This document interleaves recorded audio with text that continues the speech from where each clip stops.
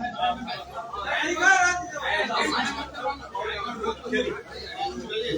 लोगों का स्वागत है। देखिए, जब से बिहार की सरकार ने जातीय आंकड़ा जारी किया है, तब से बिहार भर में कंफ्यूजन का दौर शुरू हो गया। चारों तरफ लोग शंका में है, डाउट में है। कैसे इस तरह का आंकड़ा सरकार ने प्रस्तुत कर दिया? सरकार ने आंकड़ा जुटा कहां से लिया? जबकि मेरे गांव में कोई पूछने भी नहीं आया। आज तक किसी कर्मी ने कि आप के परिवार में सदस्यों की संख्या कितनी है, आप किस जात से है और आर्थिक स्थिति आपकी क्या, ऐसा एक जगह नहीं अनेक जगह से इस तरह की खबर आ रही है और चारों तरफ लोग इस बात को लेकर परेशानी में है। सरकार ने जो आंकड़ा जारी कर दिया आनंद फानन में, अगर यही आंकड़ा रह गया 1931 के बाद लगभग 100 साल के बाद अभी गिनती हो रही है, फिर अगला 100 साल तक लोगों को इस आंकड़े का दर्द न झेलना पड़े।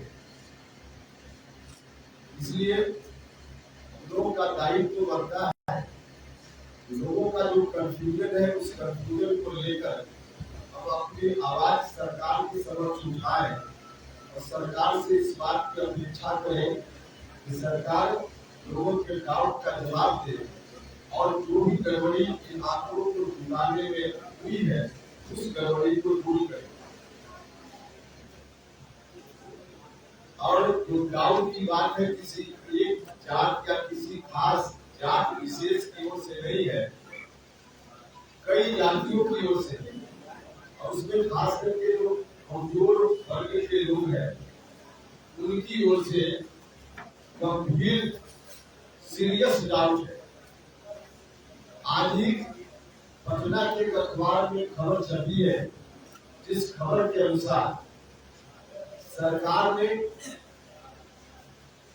2015-16 में कुछ जातियों का आंकड़ा जुटाया था। अलग अलग कारण से सरकार जुटाती है, उन कारणों से कुछ जातियों का आंकड़ा सरकार ने जुटाया और वह जाति है बहेलिया, चंद्रवंशी और माली। इन तीन जातियों का आंकड़ा सरकार के उसी विभाग में 2015-16 में जुटाया था। सामान्य प्रशासन विभाग, जिस विभाग ने अभी जातीय सर्वे भी कराने का काम किया, सामान्य प्रशासन विभाग के द्वारा उस समय जो आंकड़ा जुटाया गया उसका विवरण मेरे हाथ में है। उसके अनुसार बहेलिया जाति 2015 में 67,535 की संख्या थी, बहेलिया जाति 2015 में।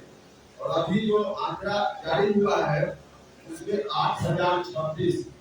अब सरकार भी 2015 में कर रही है उनकी रिपोर्ट के अनुसार बहेलिया की संख्या 67,535 और आज सरकार का दूसरा आंकड़ा कह रहा है इनकी संख्या 8,026। ठीक उसी तरह से चंद्रवंशी, जिनको कहीं कहीं पहाड़ भी कहा जाता है, इनकी संख्या 2015 में 30,32,800। 2015 में इनकी संख्या 30,32,800 थी। सरकार का ही एक आंकड़ा कह रहा है और अभी का आंकड़ा सरकार का है कि 30,55,644। 9 लाख इतने ही दिनों में इनकी संख्या कम कैसे हो गई? अब मालाकार, जो तीसरी जात है मालाकार, इनकी संख्या 2016 में सरकार का ही आंकड़ा है 13,15,665। 13,15,465 और अभी है इनकी संख्या 3,49,285। अब बताइए 2016 और अभी 2023 मालाकार की संख्या उस वक्त से अभी 10 लाख कम कैसे हुई? यह तो सरकारी आंकड़ा है उस वक्त का और आज का, अब इसके बीच क्या अंतर क्यों इस तरह का है, सरकार को जवाब देना चाहिए। यह जो रिपोर्ट है, दोनों रिपोर्ट अपने आप में विरोधाभासी है और बाकी और दूसरे लोग भी जो परेशान हैं उनकी परेशानी का भी वजह है। अब सरकार का कहना है कि जात की गिनती उन्होंने बताई है और सरकार अब कही कि आर्थिक सर्वे भी हमने कराया है, आर्थिक सर्वे करा लिया है, आंकड़े हमारे पास आ गए हैं, कुछ दिनों के बाद उसकी रिपोर्ट हम जारी करेंगे। सरकार का ऐसा कहना है। जब सरकार कहे कि आंकड़ा जुटा लिया, कैसे जुटा लिया? अब देखिए, हम अपने बारे में कहें, जब हमने कहा कि मुझसे किसी ने नहीं पूछा कि आप किस जात के हैं, तो कैसे आंकड़ा आ गया? जनता दल यूनाइटेड कार्यालय की ओर से मेरे परिवार के सदस्यों की संख्या और मेरी जात के बारे में आंकड़ा बताया। एक तो सरकार ने ही एफिडेविट करके कहा कि किसी व्यक्ति का निजी डाटा है उसको शेयर नहीं किया जाएगा। जनता दल यूनाइटेड को कैसे मिल गया सरकार का डाटा, कहां से लीक हुआ, यह भी सरकार को जवाब देना चाहिए। लेकिन ठीक है, थोड़ी देर के लिए गांव में कोई गया होगा, मेरे परिवार के सदस्यों की संख्या गांव का किसी आदमी ने बता दिया होगा, सही बताया होगा, जात भी किसी ने बता दिया होगा। लेकिन जो आर्थिक सर्वे है, मेरे गांव के किसी व्यक्ति को मेरे गांव में जो मेरी जमीन है, पैतृक संपत्ति है, उसके बारे में डाटा मालूम हो सकता है। लेकिन उपेंद्र कुशवाहा का फ्लैट पटना में, दिल्ली में, मुंबई में या और कहां है, या एक फ्लैट है कि 4 फ्लैट है, इसकी जानकारी गांव के लोग को कहां से मिलेगी कि गांव के लोग बता देंगे। उपेंद्र कुशवाहा को पेंशन विधानसभा से कितना मिलता है, लोकसभा से कितना मिलता है, यह कहां से कोई दूसरा व्यक्ति बता देगा? कोई व्यक्ति बिजनेस किसी ने शुरू किया 10 साल पहले, कोई अचल संपत्ति उसके पास गांव में नहीं है, लेकिन उसके बैंक के अकाउंट में उसकी आमदनी से 10 करोड़ रुपया आ गया, तो उसके अकाउंट में कितना पैसा है, यह तो दूसरा आदमी बता देगा। और जब तक इस तरह का डाटा नहीं दिया जाएगा हर व्यक्ति से, तब तक जातीय सर्वे कैसे पूरा हुआ मान लिया जाए? तब तक सरकार का यह दावा कि हमने जातीय सर्वे करा लिया, किस आधार पर जातीय सर्वे हो गया, उसको पूरी आशंका है कि फिर जात की गिनती जिस तरह से आंकड़े जुटाए गए आनंद फानंद में, उसी तरह से आर्थिक सर्वे में भी बड़े पैमाने पर सरकार की ओर से गड़बड़ी आएगी। यह बात बिल्कुल साफ है। इसलिए सरकार का जो भी उनकी ओर से जब आंकड़ा जारी हुआ है, उन आंकड़ों को हम खारिज करते हैं। सरकार की ड्यूटी बनती है, लोगों के मन में कोई कंफ्यूजन है सरकार के निर्णय के प्रति, उनके कंफ्यूजन को, उनके भ्रम को किया जाना चाहिए, सरकार की ड्यूटी बनती है। तो सरकार को पहले यह काम करना चाहिए, और तब चाहे जातीय आंकड़ा हो या आर्थिक आंकड़ा हो, इसका रिपोर्ट अंतिम रूप से बाद में सामने नहीं किया जाना चाहिए। सरकार से मेरी स्पष्ट मांग है कि लोगों के कंफ्यूजन को सरकार दूर करे। कैसे दूर करे? सरकार अगर चाहेगी तो हम अपना सुझाव भी देंगे। हमने कुछ सुझाव पहले दिया था, फिर सुझाव देंगे, लेकिन सरकार को यह कंफ्यूजन दूर करना चाहिए। जब तक सरकार नहीं करती है, तब तक हम लोग नहीं बैठेंगे।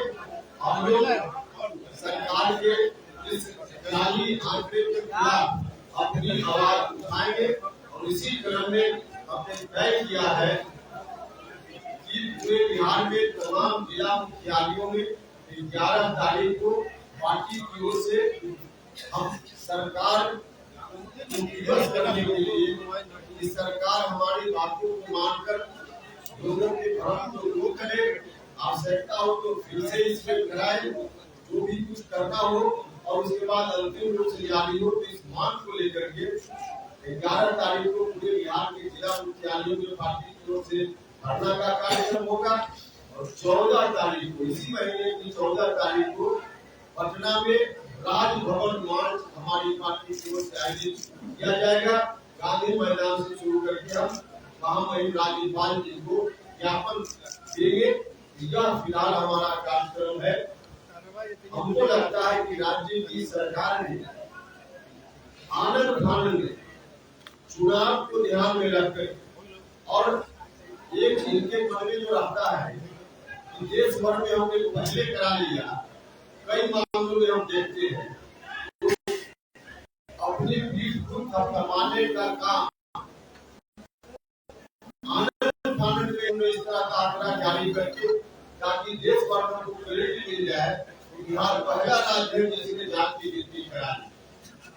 तो ध्यान सीधे चुनाव है, राजनीतिक लाभ है, वहीं से जनता का लाभ इनके इस काम में बिल्कुल नहीं है। इसलिए इस तरह का आंकड़ा जारी हुआ है। यह आंकड़ा पूरे तौर पे जाली है, फर्जी है, घर में बैठकर बनाया गया आंकड़ा है, लोगों के बीच जाकर बनाया हुआ आंकड़ा नहीं है, इसलिए यह आंकड़ा सही नहीं है। हम लोग तो पहले से इस राय दे रहे हैं, हमारी पार्टी शुरुआती दिनों से इस राय की रही है, जात की गणना होनी चाहिए, न सिर्फ एक राज्य में बल्कि देश के स्तर पर जात की गिनती हो। हम लोग मांग करते रहे, यह मांग हमारी आज भी है और राज्य की सरकार जाली आंकड़ा जुटाकर कही कि हमने करा लिया, इसको हम लोग नहीं मानने वाले। आपका सवाल यादव ने कहा है कि अगर आंकड़ा को बढ़ाना है कुमार जी ने अपने जाति के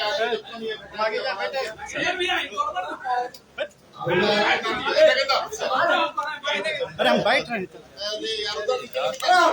अजीब तरह से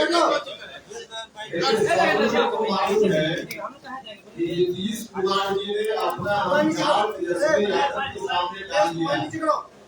नीतीश कुमार जी ने अपना हथियार डाल दिया, इसलिए वहाँ नीतीश कुमार जी खुद कुछ चाहे अपनी मनमर्जी का नहीं संभव है, तेजस्वी यादव अपनी मनमर्जी का चाहे तो वह काम संभव है, इसलिए ऐसा हुआ होगा हमको लगता है। सरकार ने जब किया था जाति गणना का जो डाटा लिखने के प्रवक्ता ने कैसे दिखाया, वही तो हम बोल चुके हैं, कैसे दिखाया, जेडीयू कार्यालय में आखिर आंकड़ा कैसे आए, सरकार को जवाब देना पड़ेगा ना। कार्रवाई क्या सरकार पर कार्रवाई हो जाती है, व्यक्ति पर कार्रवाई क्यों मांग रहे? जिस व्यक्ति ने जारी किया ये गलत सवाल है, सरकार के किसी कर्मचारी अधिकारी ने दिया ना, तो सरकार का जवाब में खड़ा है, कैसे उस व्यक्ति को आंकड़ा मिल गया? जिस व्यक्ति ने दिखाया उसकी गलती कम है, सरकार में जिसने लीक किया वहाँ गलती ज्यादा है। हम तो सरकार के ऊपर प्रश्न चिन्ह लगा रहे हैं, जिस व्यक्ति ने जारी किया उसके ऊपर क्या करना है।